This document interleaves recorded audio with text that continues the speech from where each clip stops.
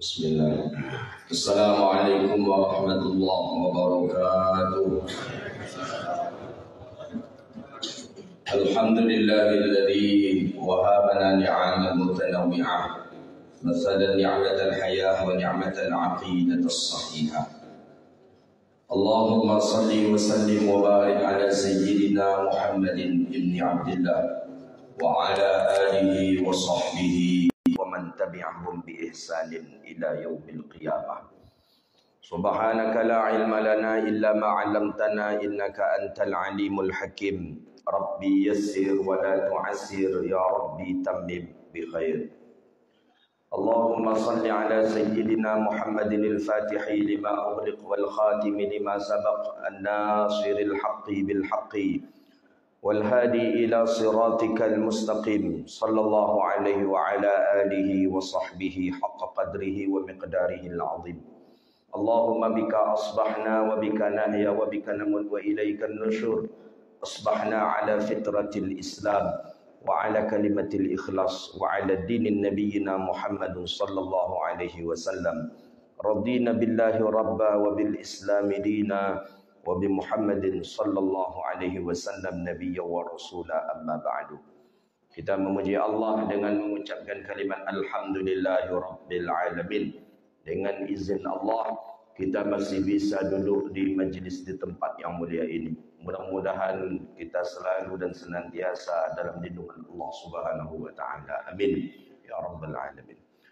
Salawat dan salam kepada Nabi yang agung, Nabi yang mulia, Sayyidina Rasulullah Muhammadun sallallahu alaihi wasallam. Allahumma salli wa sallim ala Sayyidina Muhammadin wa ala alihi wa sahbihi ajma'in. Bapak Ibu yang dirahmati Allah, kita lanjutkan kajian kita kitab Riyadhus Shalihin min kalam Sayyidil Mursalin lil Imam Muhyiddin Syaraf Zakaria An-Nawawi rahimahullah. Hadis hari ini hadis daripada Sayyidina Usamah ibni Zaidin radhiyallahu anhuma, dia dan ayahnya sahabat Nabi. Usamah sahabat Nabi, Zaid Ibni Harithah juga sahabat Nabi. Kedua-duanya sahabat Nabi. Maka disebut dengan radhiyallahu anhuma. Usamah ini anak dari seorang budak. Itulah yang disebut dengan Zaid ibni Haris. Ini budak ini dulu sudah dimiliki oleh ibu Rasulullah SAW. Menikah dengan ibu baginda Nabi SAW, ibu yang keduanya. Siapa yang kemarin ibu yang keduanya? Ummu Aiman. Ummu Aiman dianggap Nabi ibu yang keduanya Rasulullah SAW, karena Ummu Aiman yang menjaga Nabi dari kecil.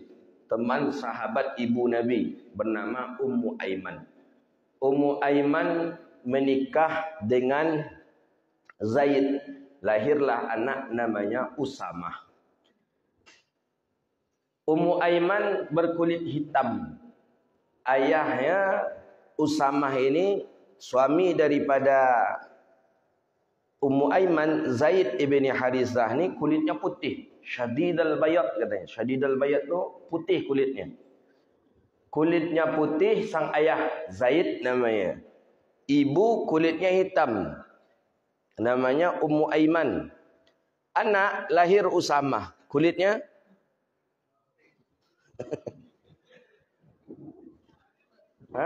abu-abu. Usamah apa kulit Usamah? Tidak pernah kita mendengar Usamah. Orang yang paling disayangi Rasulullah. Saking sayangnya Nabi, Nabi samakan dia dengan cucu Nabi Sayyidina Hasan. Karena memang beliau kecil. Usia 7 tahun baru lahir. Di usia 7 tahun orang akan berangkat hijrah ke Madinah. Berarti ya sekitar paling ketika hijrah itu baru berapalah umur beliau. Ketika hijrah itu umurnya Sayyidina baru lahir lah, belum beberapa tahun ketika itu.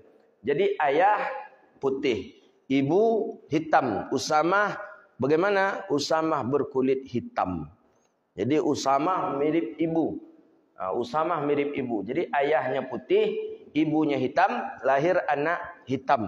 Itu dia Usamah bin Zaid ibni Harithah.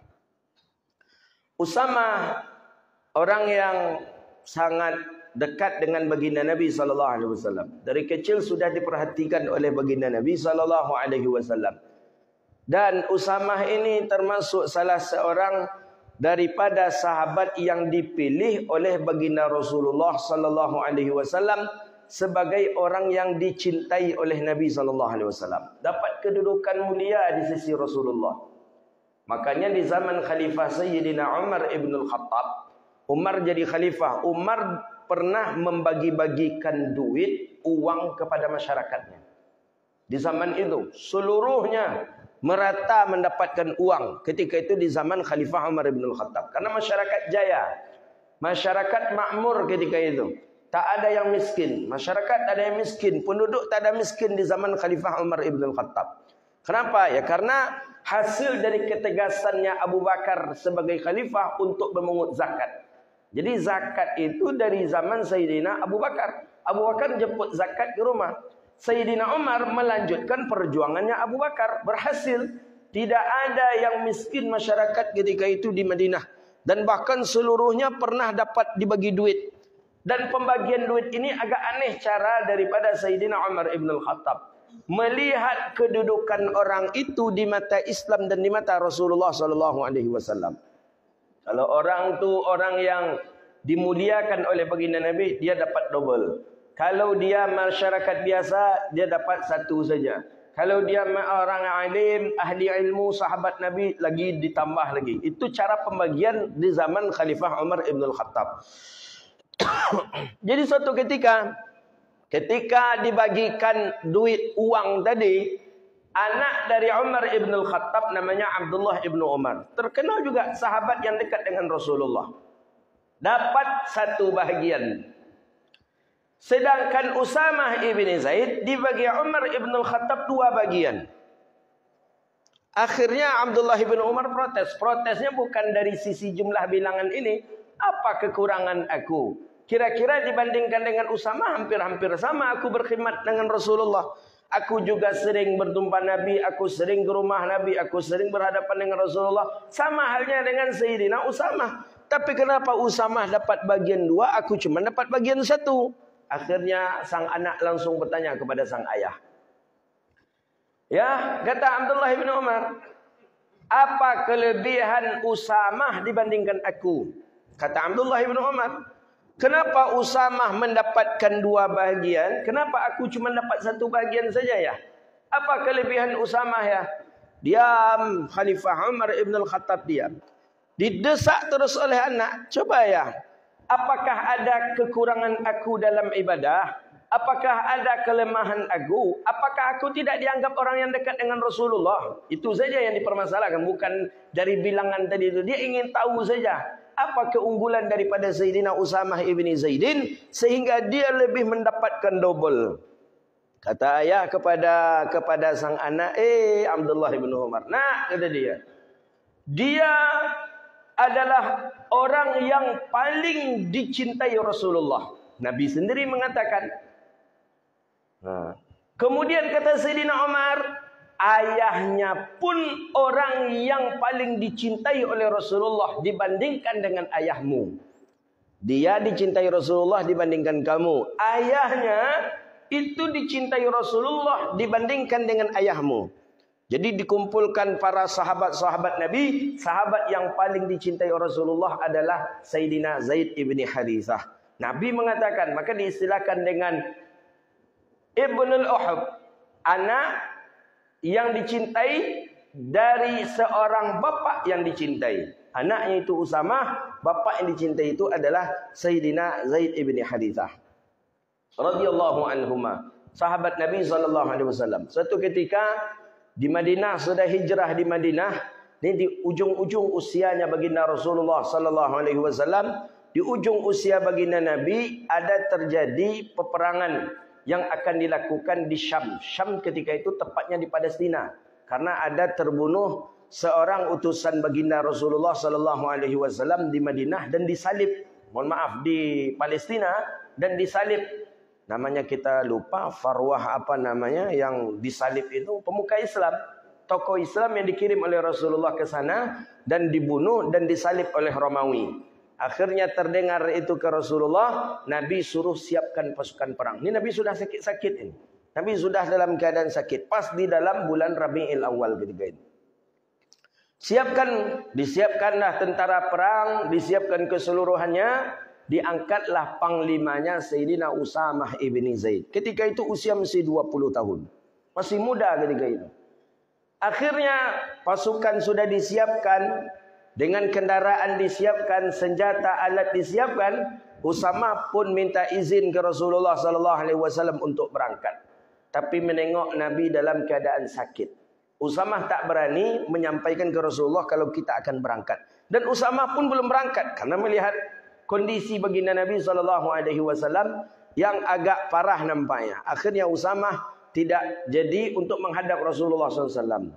Tapi di Madinah sedang ada keributan. Apa? Banyak dari sahabat-sahabat senior protes. Banyak ketika itu. Ada Umar ibn al-Khattab. Ada Sayyidina Zubair bin Awam. Ada Ubadah bin Jarrah. Ada Amru bin As. Banyak yang senior-senior khalifah ketika itu.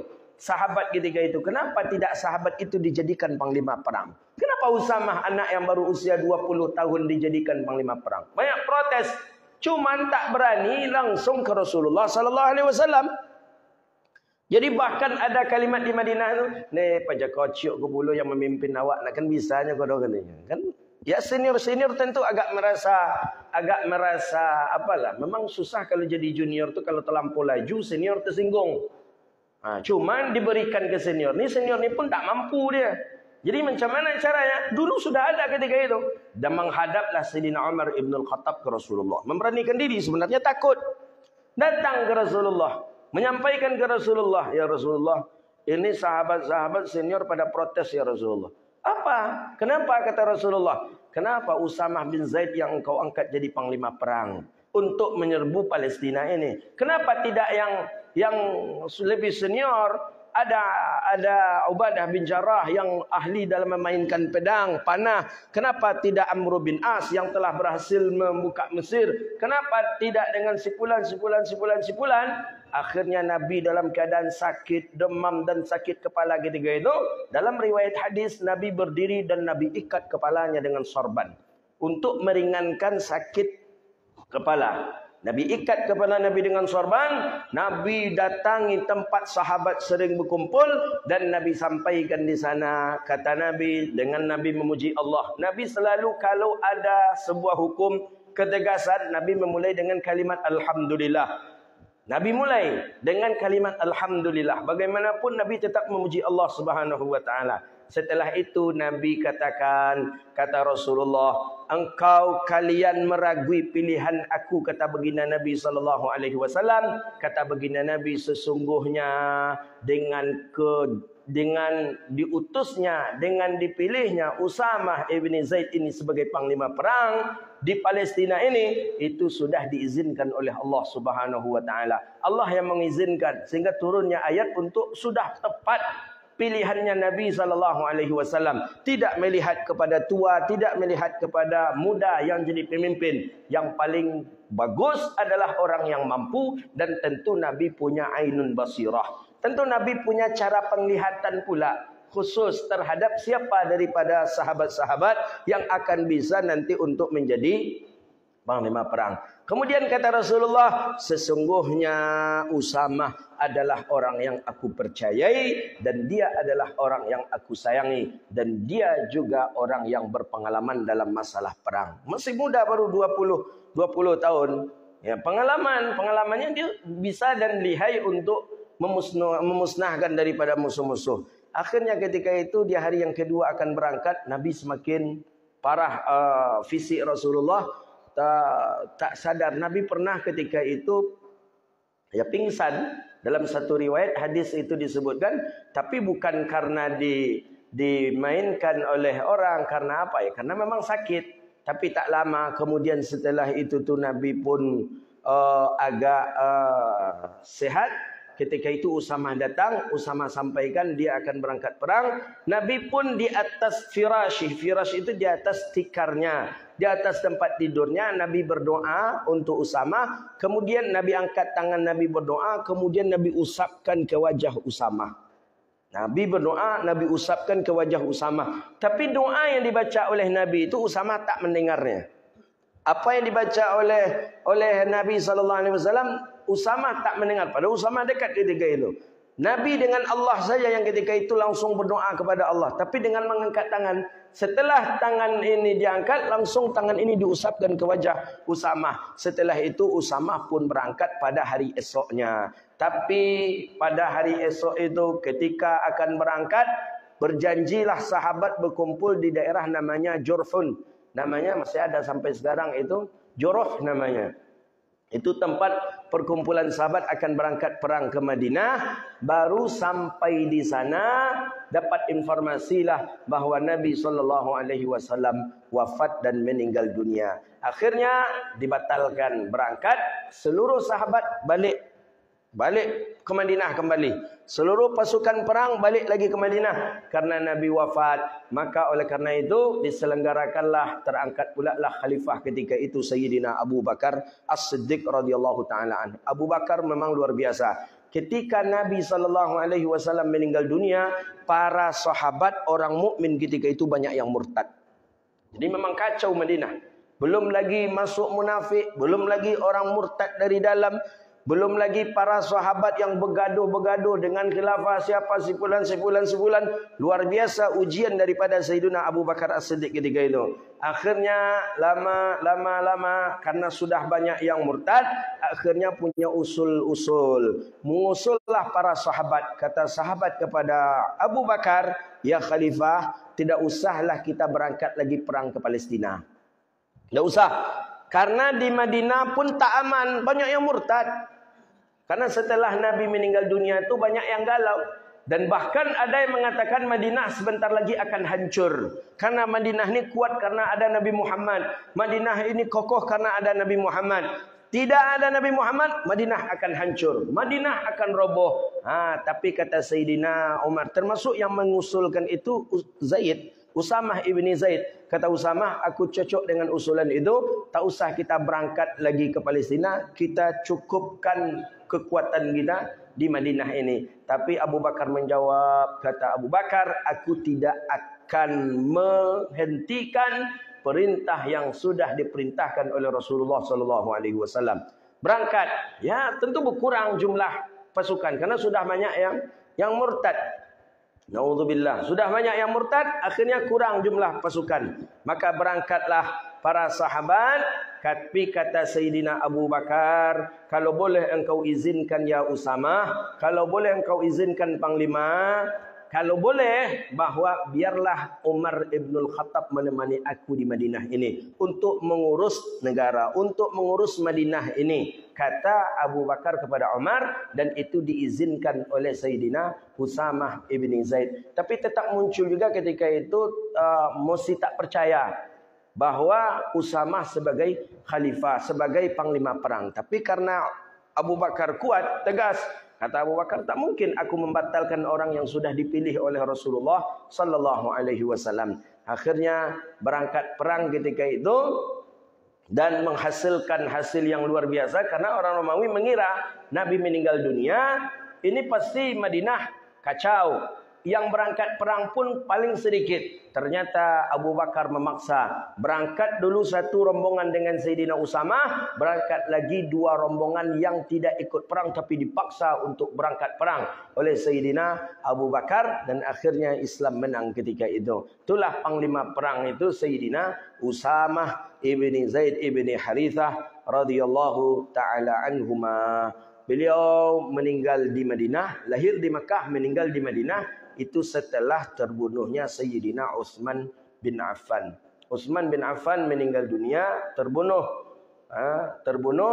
Kemudian ya dalam salat Sayyidina Utsman dalam salat, tak salah terbunuhnya. Sama dengan Sayyidina Khalifah Umar ibn al-Khattab dengan Sayyidina Ali ibn Abi Talib. Setelah terbunuhnya Sayyidina Utsman, kemudian terbunuh pula lah Sayyidina Usamah ibni Zaid radhiyallahu taala anhu. Jadi hadis ini yang meriwayatkannya adalah Usamah bin Zaid ibni Harithah radhiyallahu taala anhuma.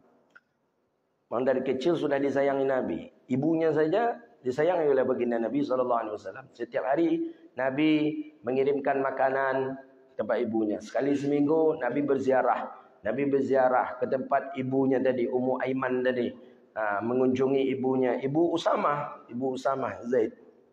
Namanya Ummu Aiman. Datang Nabi setiap hari. Pokoknya dalam setiap minggu tu sekali Nabi mesti harus menziarahi Ummu Aiman itu. Kalau tak salah dalam riwayat hadis, kalau tidak di hari Sabtu, di hari Senin, Nabi datang ke rumah Ummu Aiman menziarahi karena teman ibunya, teman dekat ibu Rasulullah SAW.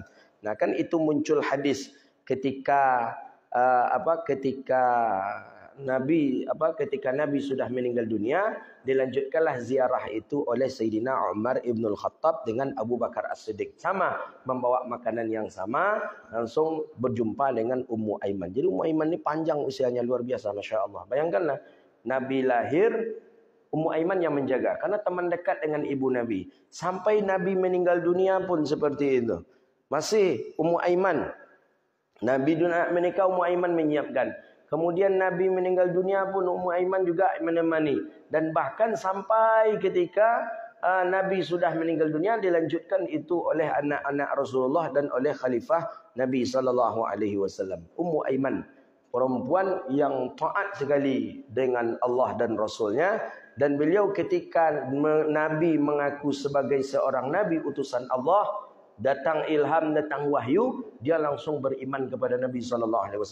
Karena Ummu Aiman dah banyak dapat cerita dari ibunya Aminah.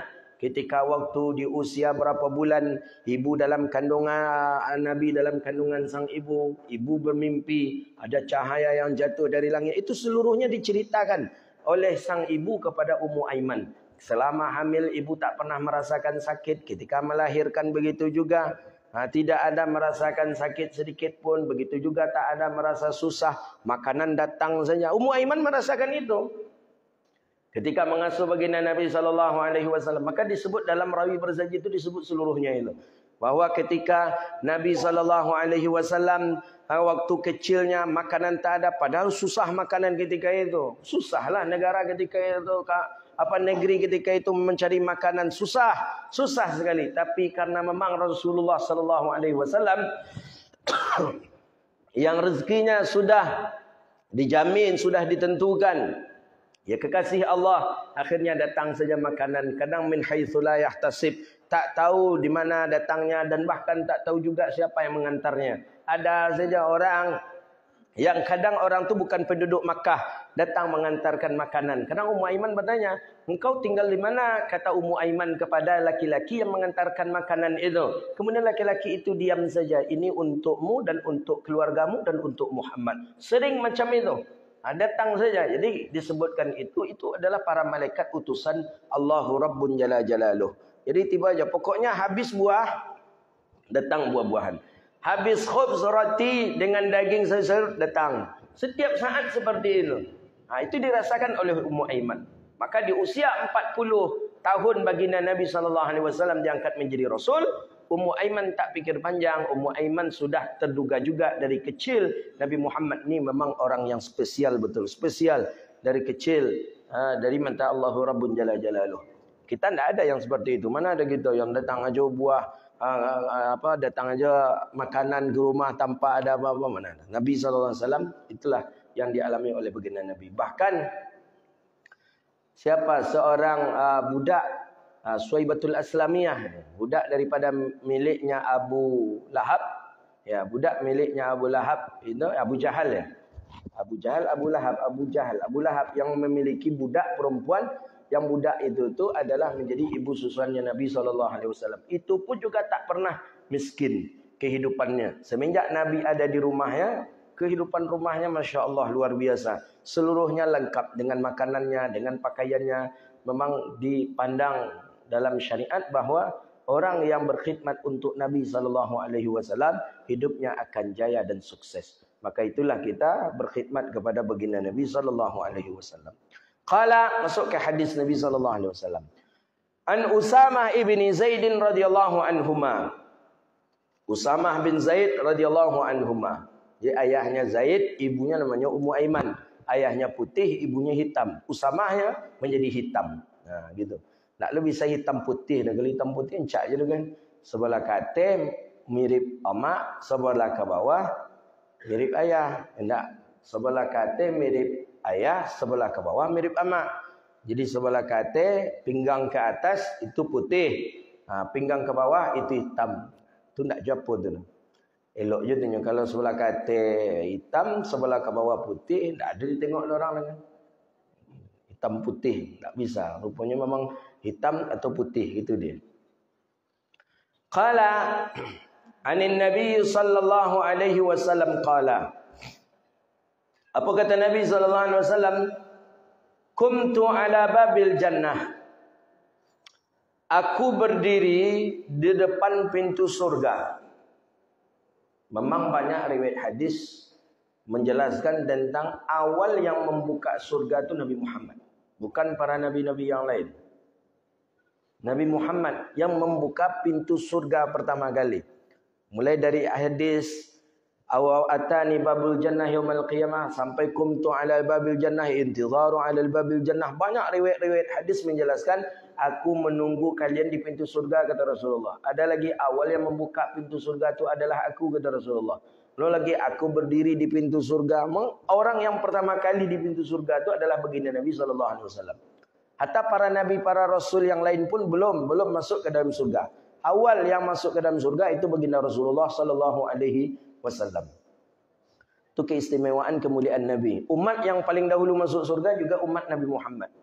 Umat Nabi Muhammad lebih dahulu masuk surga dibandingkan dengan umat Nabi yang lain. Begitu dalam akidah kita Ahlus Sunnah wal Jamaah. Makanya dalam tafsir Hasyiah Sawi itu sempat protes daripada Sayyidina Musa, Sayyidina Isa. Dia protes kepada Allah, ya Rab, kalau begitu memang mulia jauh umat Nabi Muhammad. Nabi Muhammad sendiri, kalau begitu kata Nabi Musa, Nabi Isa, jadikanlah aku ini sebagai umat mereka. Jadikan aku ini sebagai umat Muhammad. Karena lebih dahulu umat Muhammad ini masuk ke dalam surga dibandingkan dengan kami. Makanya disebutkan oleh Nabi SAW, al-ulama'u ala ummati kal anbiya'i ala bani Israel. Ulama di umatku itu sama dengan Nabi di zaman Bani Israel. Itu Nabi sendiri mengucapkan, al-ulama'u ala ummati kal anbiya'i ala bani Israel. Kenapa aku hampir-hampir sama? Dari sisi tugas hampir sama. Dakwah, mengajak orang kepada kebaikan. Tapi tentu ujian lebih berbeda. Ujian para nabi tentu lebih tinggi dibandingkan dengan ujiannya para ulama. Maka Nabi SAW sendiri mengatakan apa? Asyaddul bala'u anbiya. Ujian yang paling kuat itu adalah ujian terhadap para nabi dan para rasul. Mana ada nabi dan rasul yang tidak diuji? Baca sejarah, baca Al-Quran, baca hadis Nabi. Seluruh para nabi itu diuji oleh Allah Rabbun Jalla Jalaluh. Dengan Nabi Musa, dengan Nabi Isa, dengan Nabi Muhammad. Tapi ujian yang paling syadid dalam kacamata syariat itu ada pada Nabi Ibrahim alaihissalam. Nabi Ibrahim diuji dengan tak memiliki anak, diuji lagi dengan dibakar dengan api, diuji lagi dengan didebat oleh masyarakat untuk siapa Tuhan kita sebenarnya. Maka turunlah ayat Rabbi arini kaifa yuhyil mauta. Qala awalam tu'min qala bala walakin yatma'inna qalbi. Untuk meyakinkan, Nabi Ibrahim bertanya, ya Allah, bagaimana cara engkau menghidupkan orang mati? Bisa nak engkau menghidupkan orang mati? Awalam tu'min? Engkau tak percaya Ibrahim? Bala, percaya.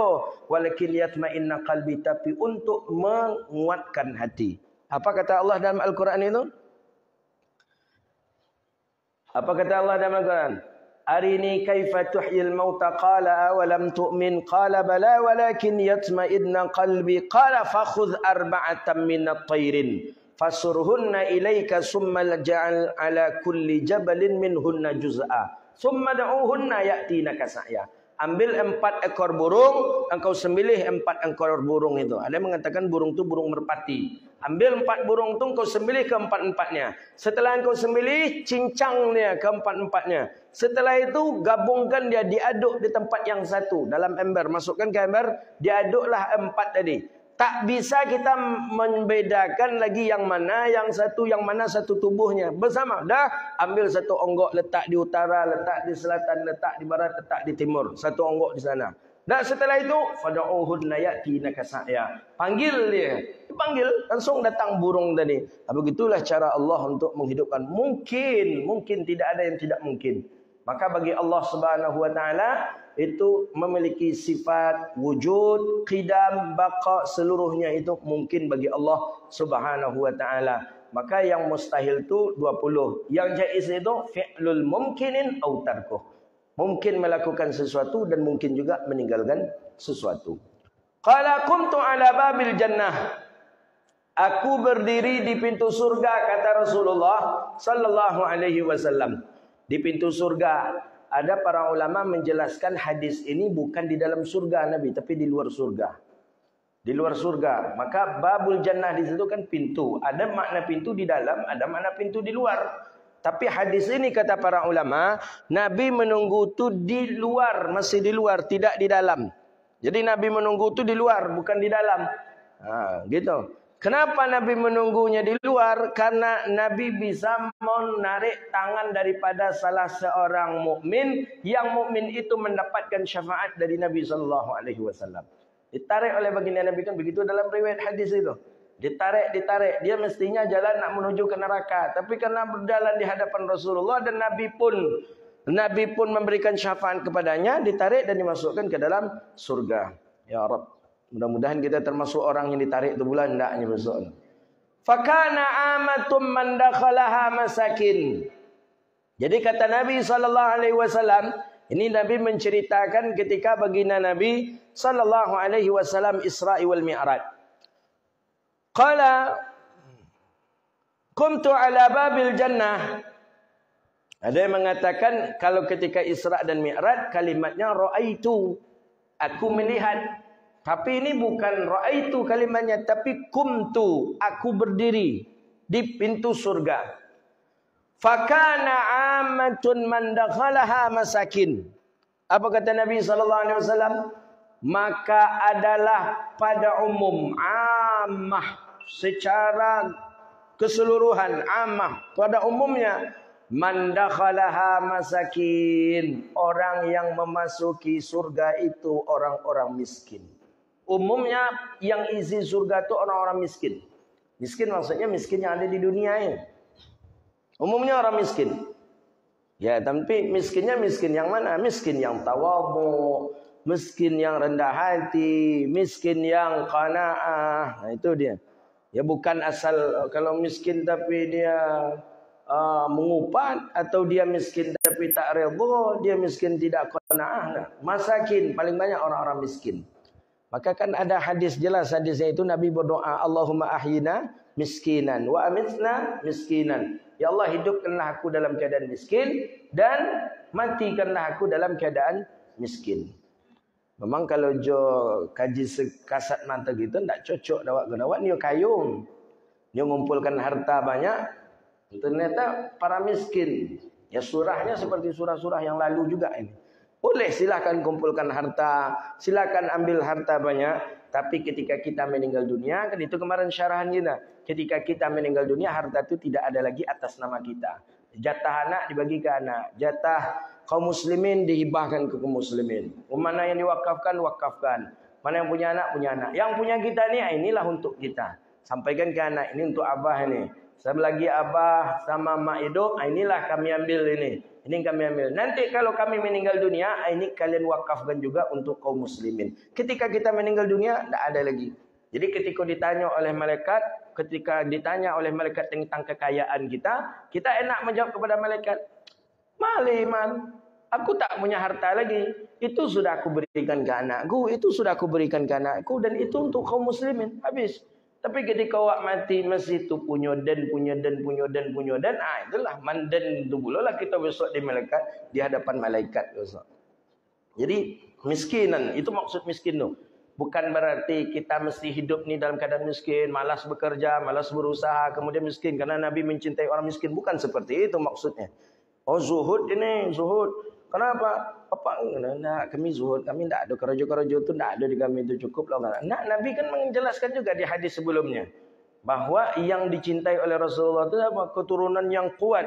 Kuat itu apa? Kuat ekonomi, kuat fisik. Bukan berarti harus lemah, harus miskin apa menurut Rasulullah. Bukan seperti itu maksud daripada hadis. Fakana amatum man dakhalaha masakin wa ashab. Kemudian siapa lagi kata baginda Nabi SAW? Wa ashabul jaddil mahbusuna ghaira anna ashaban nari qad umira bihim ilan nar. Kata Nabi, penghuni surga, bahwa kebanyakan daripada penghuni surga itu adalah orang-orang miskin. Kemudian siapa dia?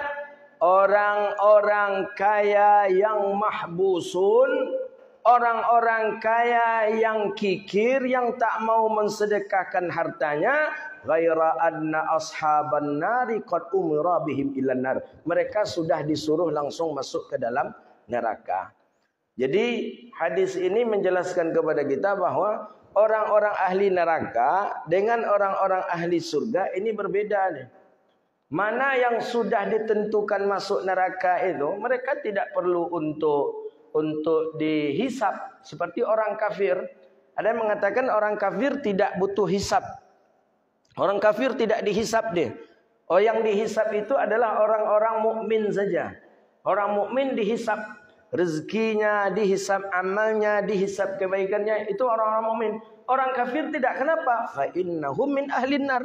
Karena dia memang orang ahli neraka, karena dia memang penduduk neraka, mereka langsung saja masuk ke dalam neraka Allah Subhanahu wa taala. Nah, begitu dia. Jadi mereka azab dengan nerakanya, orang mukmin diazab dengan menunggu di yaumil hisabnya. Begitu dia.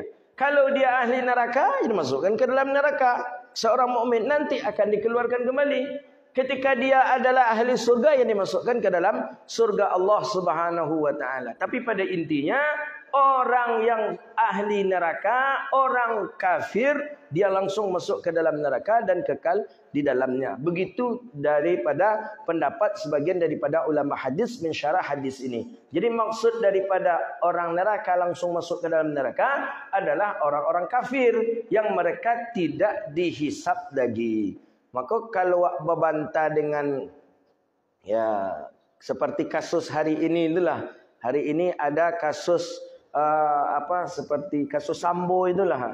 Kan itu ya boleh dikatakan non muslim seluruhnya yang ada yang dalam kasus itu. Jadi di dunia dalam persidangan, nanti di akhirat macam mana nanti itu?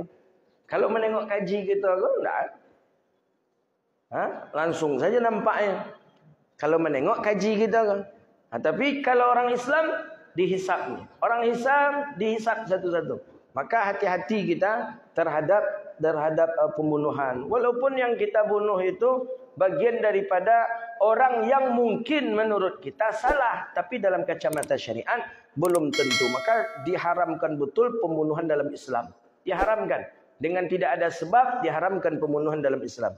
Usama ibn Zaid pernah kena marah oleh Rasulullah karena membunuh seorang yang ketika perang dia sudah terkepung. Ketika dia terkepung, karena takut dia mengucapkan la ilaha illallah. Pemuda ini la ilaha illallah. Tapi Usama bin Zaid mengira bahwa dia mengucapkan la ilaha illallah ini sebenarnya karena supaya tidak dibunuh saja. Tapi Usama tetap membunuhnya. Ditombak oleh Usama. Sahabat ada yang mendengar dia mengucapkan la ilaha illallah. Sahabat mengadu ke Rasulullah SAW. Ya Rasulullah, Usama membunuh seseorang tadi yang sudah terkepung. Tapi orang ini sudah mengucapkan la ilaha illallah. Orang ini mengucapkan la ilaha illallah. Tapi tetap dibunuh Usama. Dipanggil Usama oleh Rasulullah. Itu marah Nabi kepada Usama. Dan Usama menyesal, kenapa ibuku melahirkanku? Saking menyesalnya Usama karena terngiang-ngiang marahnya Rasulullah SAW. Sampai Nabi sudah meninggal dunia, kalau ada pembunuhan, itu terus terngiang-ngiang oleh Usamah. Kata Nabi, Usamah, kenapa engkau membunuhnya? Padahal dia sudah mengucapkan kalimat la ilaha illallah. Akhirnya Usamah mencoba membela diri, ya Rasulullah, dia mengucapkan la ilaha illallah itu supaya tidak aku bunuh. Dia ingin pembelaan diri saja, ya, supaya tidak aku bunuh, agar aku lepas.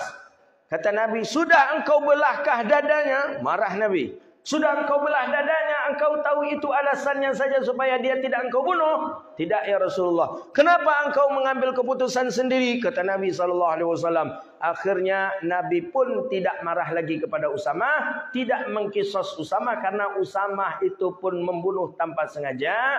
Akhirnya kata para sahabat, kata Nabi kepada para sahabat, sudah kita iuran bersama-sama, kita bayarlah diatnya 100 ekor onta. Satu nyawa 100 ekor onta. Kalau 1 ekor onta hari ini 70 juta, kali 100 berarti sekitar 7 miliar. 7 miliar satu nyawa Pak. 7 miliar satu nyawa. Begitu dia harganya. Jadi dikumpulkan uang bersama-sama, dibayarkanlah untuk Sayyidina Usamah ibni Zaid. Jadi kadang memang ada juga yang menyamar ini untuk membaca kalimat la ilaha illallah. Saya baru 2 hari yang lalu mendengar ada seorang pendeta, dia berceramah memberikan penjelasan di gereja ketika itu. Saya mendengar, saya ikuti video itu, luar biasa. Jadi ternyata kayaknya di Afrika kejadian ini, karena pendeta tadi agak berwajahkan seperti wajah orang Afrika. Di atas mimbar dia bercerita, pendeta ini, kata pendeta, aku tersesat di jalan, musafir, sudah malam, larut malam. Aku mencari gereja, kata dia.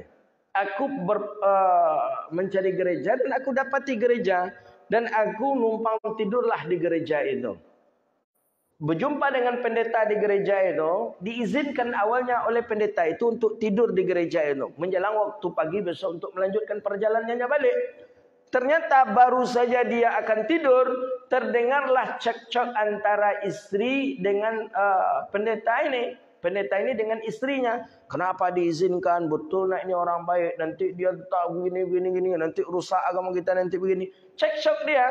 Jadi istri tidak mengizinkan. Istri pendeta yang punya gereja tadi tak mengizinkan. Sedangkan pendeta ini mengizinkan. Biar sajalah dia musafir, dia jauh. Nggak, jangan bahaya. Cekcok macam tu dia tak enak, kata dia.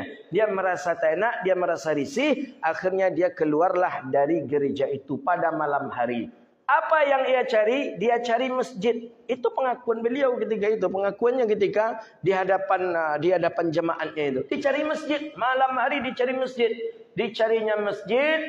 Ada di masjid. Masjid itu kan ada marbotnya. Ada yang tinggal di masjid itu. Ada yang membersihkan masjid. Apa kata dia? Dengan modal salam saja, mereka langsung menganggap kita saudaranya, kata dia. Iya kan? Kalau ada orang ngecek Assalamualaikum, ada wak tanya agamanya lagi? Enggak pernah Pak. Assalamualaikum. Apa agamanya Pak? Pernah. Enggak. Muslim enggak? Kata kita. Enggak. Itu sudah kita anggap sebagai Muslim. Modal salam saja. Dia mengucapkan salam ke marbot masjid tadi. Assalamualaikum. Kata dia. Waalaikumsalam. Muslim memang seperti itu. Alhamdulillah kita diajarkan oleh Nabi kita seperti itu. Ahlan. Ada apa? Saya kemalaman. Saya tersesat di jalan. Saya butuh tempat istirahat tidur. Ya silakan. Sudah makan? Ternyata dia belum makan. Dihidangkan makanan oleh marbot. Ini cerita dia itu. Dihidangkan mengkul bismillah. Bismillah. Kan gitu gaya orang-orang Arab. Kalau menghidangkan makanan, bismillah. Kata dia. Jadi itu pula yang diucapkan, yang dihafalnya oleh pendeta. Bismillah. Aku makan. Setelah aku makan, aku disiapkan tempat tidur. Dan aku pun tidur di dalam masjid.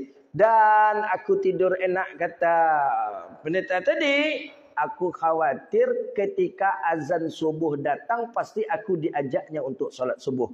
Alhasil bagaimana? Ya karena menyamar tadi. Sebelum orang azan subuh, sebelum waktu subuh masuk, dia sudah meninggalkan masjid itu. Jangan nanti diajaknya dan kita tak mau. Tentu dia curiga ke kita. Ini berarti bukan Muslim ini. Akhirnya sebelum subuh masuk, dia sudah meninggalkan masjid itu. Terselamatkan oleh ucapan Assalamualaikum. Laki-laki tadi rencananya nak seperti itu juga. Sudah terkepung oleh umat Islam. Dia mengucapkan kalimat La ilaha illallah.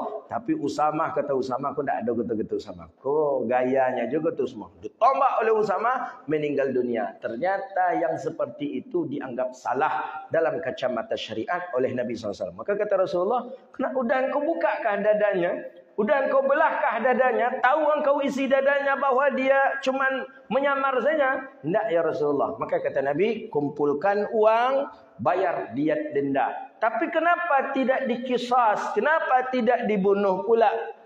Usamah karena membunuh orang Islam. Karena Usamah tersalah tanpa sengaja. Nah begitu dia. Maka oleh karena itu, pandangan syariat sama terhadap hukum Islam.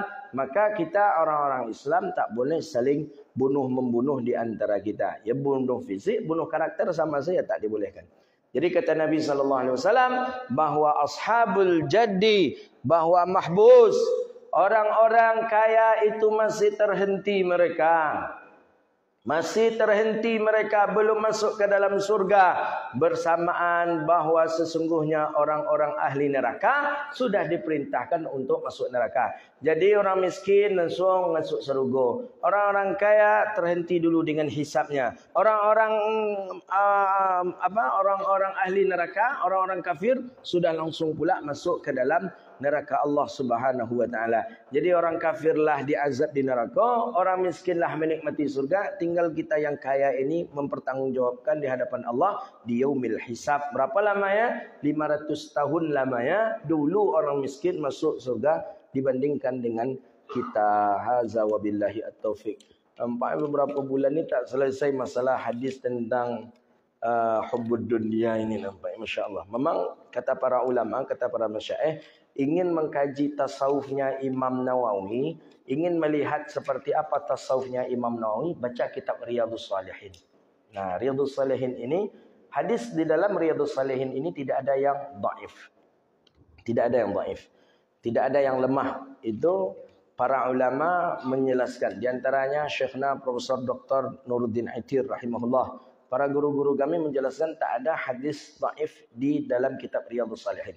Hadis dalamnya sahih dan hasan. Hadis lemah tak ada. Tapi Syekh Albani memberanikan diri untuk melemahkan hadis yang ada di dalam kitab Riyadhus Shalihin. Dari dulu ulama lagi, dari kurun generasi ke generasi sepakat bahawa hadis yang ada dalam Riyadhus Shalihin hadisnya sahih dan hadisnya hasan. Syekh Albani lagi-lagi mendhaifkan hadis yang ada di dalam kitab Riyadhus Shalihin. Maka kalau kitabnya Syekh Albani, Riyadhus Shalihin ini ada yang sahih, ada yang dhaif. Yang terlampau gegabahlah. Tapi tak tahu apakah itu pesanan atau tidak, tak tahu. Sampai Sahih Bukhari pun berani Syekh Albani mendhaifkan.